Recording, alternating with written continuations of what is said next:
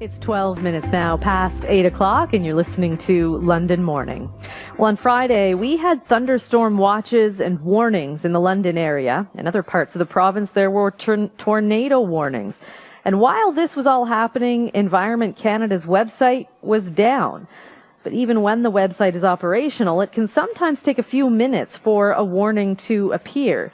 Here is Peter Kimball of Environment Canada. We put a warning on our website, and so there's a small period of time that it takes for the warning to be drafted, issued, posted on our website, uploaded to weather radio, etc. So I don't know the exact number of seconds or minutes it takes for that to happen, but there is a small lag time between when the forecaster presses send on his button and when the warning actually appears on the website or is disseminated.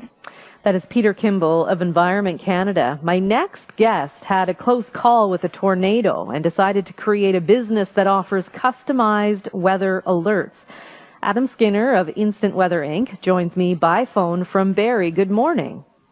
Good morning, Rebecca. How are you? I'm pretty well. What happened on that day in 2013 that made you get into this business of providing storm alerts?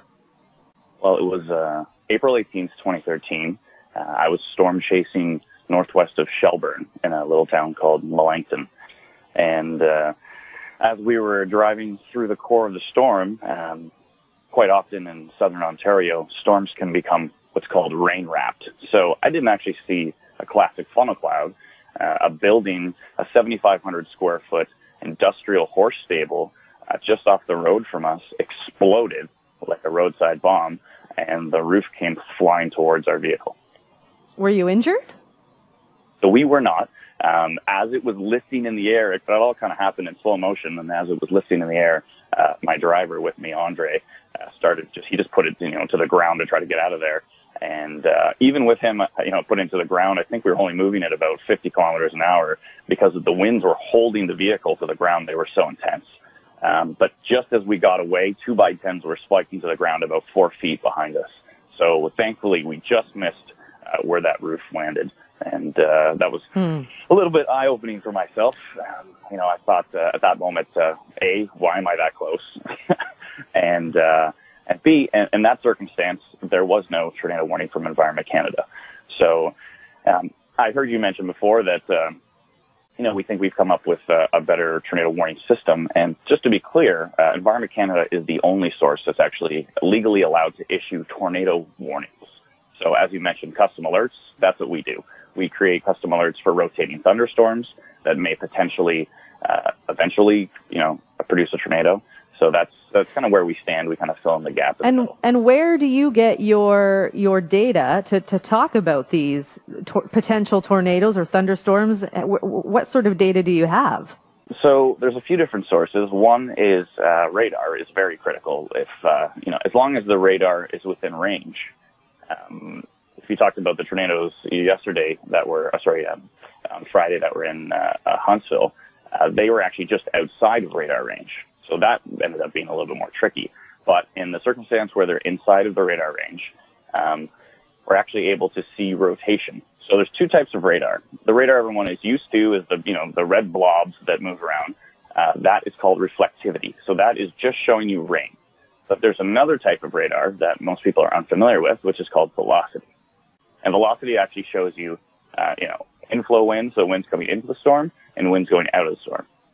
And if you can study those carefully, and if you've had a lot of practice at it, which myself and my team of 20 volunteers has been very interested in many, many years now, we study tornadoes in the States, we study tornadoes in Canada, and once you can see that rotation, you can actually determine that if the rotation is strong enough, the chances for a tornado are increased.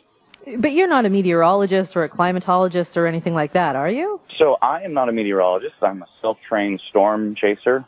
Before this, I was a self-trained professional musician. I played shows to 10,000 people and all this fun stuff. So that was quite enjoyable. But myself, I'm not. But on our team, we have 3 meteorologists. And how then are you able to get your alerts out faster than Environment Canada, or are you? So in a lot of circumstances, we are able to get them out faster. I think it comes down to situational awareness a lot of time. Environment Canada does a great job. Unfortunately, they don't have summer students now, so they're not able to as effectively track stuff like Twitter, track stuff like Facebook. And before, when I mentioned we have multiple data sources, the other very, very important source is we run a page called Ontario Tornado Watch on Facebook, and we have 10,000 followers now. And that community has been so passionate and so proactive about not only, spreading the alerts that we issue, but they actually turn around and say, hey, I just saw a funnel cloud, northeast of London. There was actually a tornado confirmed northeast of London earlier this year. And I jumped on radar and thinking, the storms aren't even that strong that day. Most people weren't even watching. Most of the weather community wasn't even paying attention. And I jumped on radar and I looked just northeast of London, and all of a sudden I saw a very strong rotation. And I thought, okay, this isn't supposed to be happening today.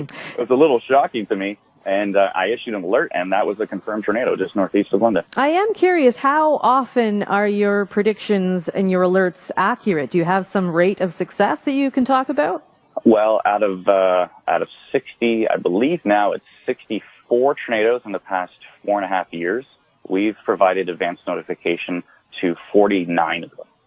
So as far as confirmed tornadoes to how many we've alerted, it's a pretty significant percentage for sure. Sorry, go on. No, go ahead. Environment Canada has told us they're looking to expand an internal alert system that it has to the general public. Do you think that might put you out of business if that goes forward? I don't think so at all. I think our community is very passionate. I think, I think we fill the gap. Environment Canada does a great job. A lot of the time, they'll only issue a tornado warning if they get a report that there's a tornado on the ground. So in that case, I think it's beneficial. But what we do is very proactive, because if you warn only when a tornado is on the ground, then if there's folks directly in the path of that, by the time, like Peter was saying there, by the time the dissemination happens, by the time the alert finally gets to the public, that may be too late. So what we do is we're proactive with it. We see rotation. We say, we've actually modeled ourselves after the National Weather Service in the U.S., because as soon as they see rotation, they issue an alert. So if that rotation doesn't produce a tornado, perfect. That's the preferable outcome. But if that rotation does produce a tornado, then you've given maybe 5, maybe 10 minutes of advance alert for folks to be able to get to a safe place. Sorry, and just one last thing. To sign up for your service, it's $3 a month. Is that right? So our text message alert service is $3.39 per month, but we're also taking all of the revenue from that service, and we've been developing a free app. So we want to be able to get this out to as many people as possible for free. That's why we have our Facebook page. That's why we have our Twitter. So everything that we provide in our text message service, we also provide on social media. But with social media, you have to have access to the internet. And during significant weather events, often the power goes out. Well, all of a sudden, there goes your modem. There goes your TV. So now you're not getting TV alerts. And our text message, actually, there was a Windsor tornado last year. It was an EF2. And unfortunately, there was no alerts from Environment Canada at all. There was no special weather statement, no watch, no warning. And we're the only source that issues alerts that actually said, tornado likely going into Windsor. And many, many folks now have told us, if it wasn't for you guys, I would have been driving out on EC Row where that actually happened. So, and those folks actually got our text message alerts, even though the power was out. So, okay, Adam, we'll have to leave it there. Thank you so much for this.